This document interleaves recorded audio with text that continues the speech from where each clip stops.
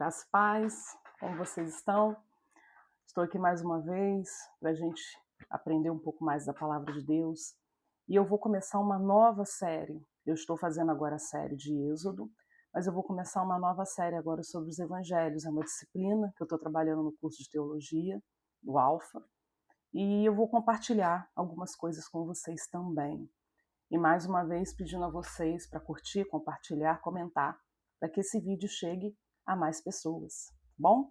Então nós vamos começar aqui com o livro de Mateus. Mateus foi um discípulo de Jesus, né? O chamado de Mateus é algo muito lindo, muito interessante, porque Jesus diz para ele: segue-me, e ele larga tudo, e ele segue Jesus. E nas nossas vidas, às vezes, Jesus fala tanto conosco, né? Nos fala de novo.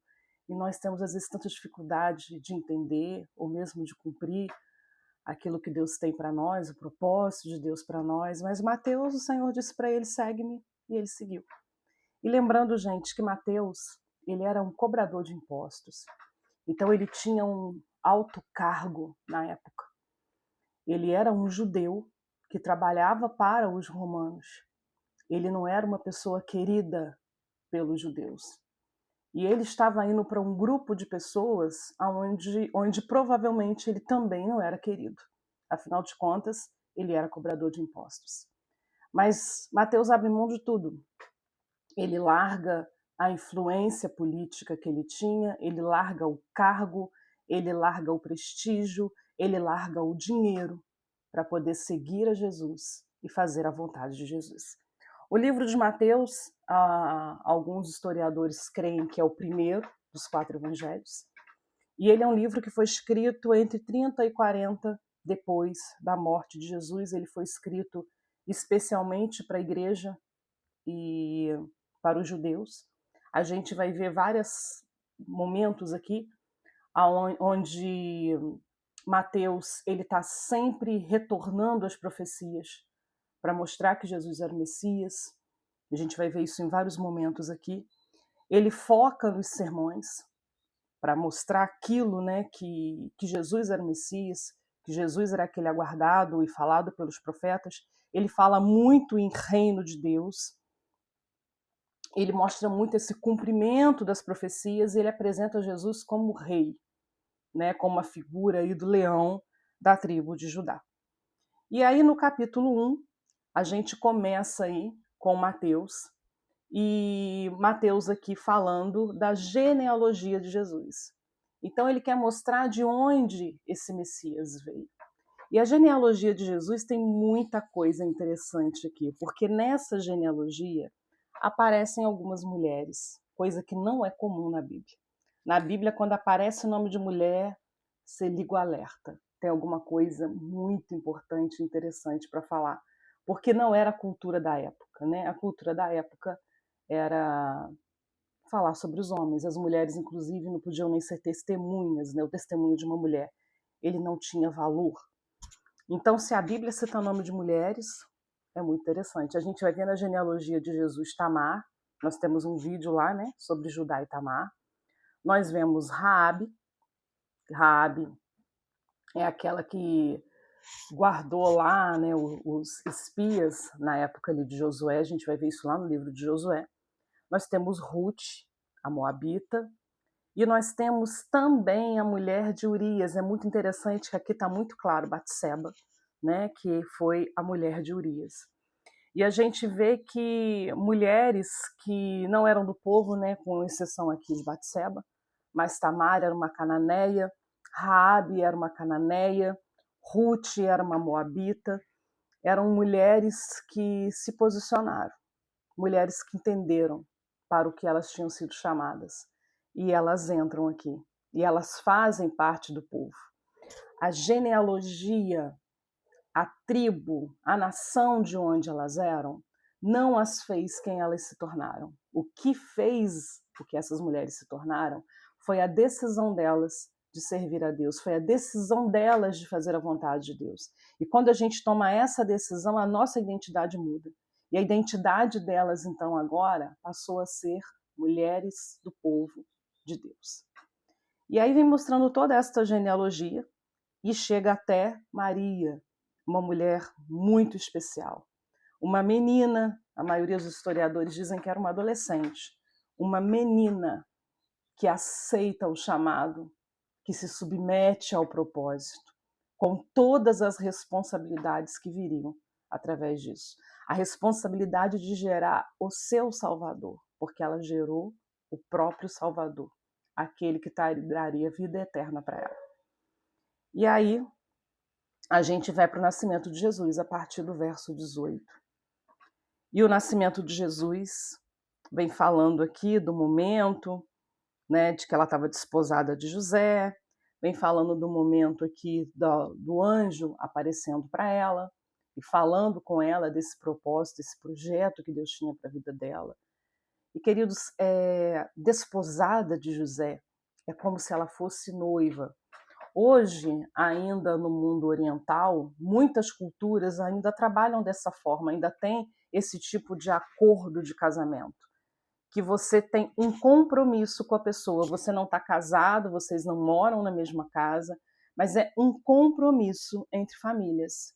E esse compromisso é como se já fosse um casamento, apesar de não ter contato físico de corpos. Então, o caso de Maria era exatamente isso. Quando diz que ela era desposada com José, ela tinha um compromisso com José. Então, qualquer coisa que acontecesse ali seria caso de divórcio. E no caso de Maria, como ela aparece grávida, é um caso de adultério diante daquelas leis. Então, ela poderia ser apedrejada. E José, que era um homem muito correto, um homem de boa índole, porque Deus não ia deixar Jesus nascer em qualquer casa. A gente precisa pensar sobre isso. Deus confia Jesus a Maria e a José, a pessoas íntegras, pessoas que temiam a Deus.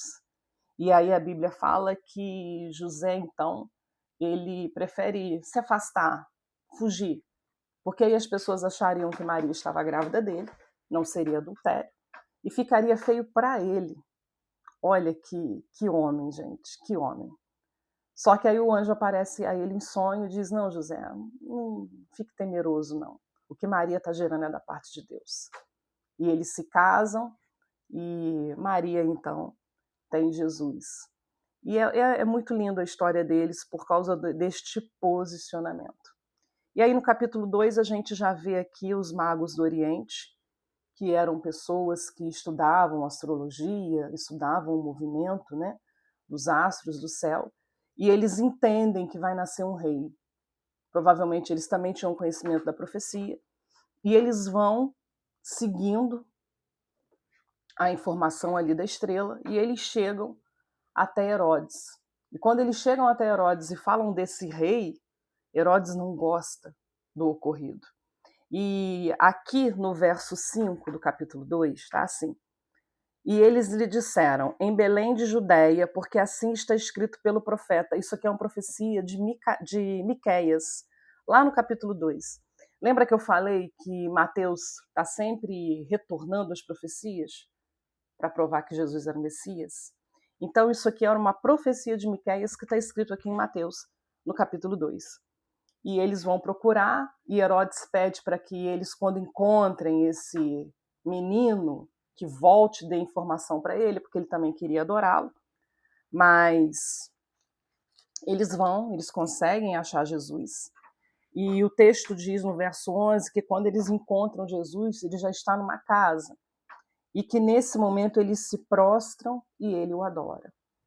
A palavra de Deus diz que todo joelho se prostrará, toda língua confessará que Jesus Cristo é o nosso Salvador.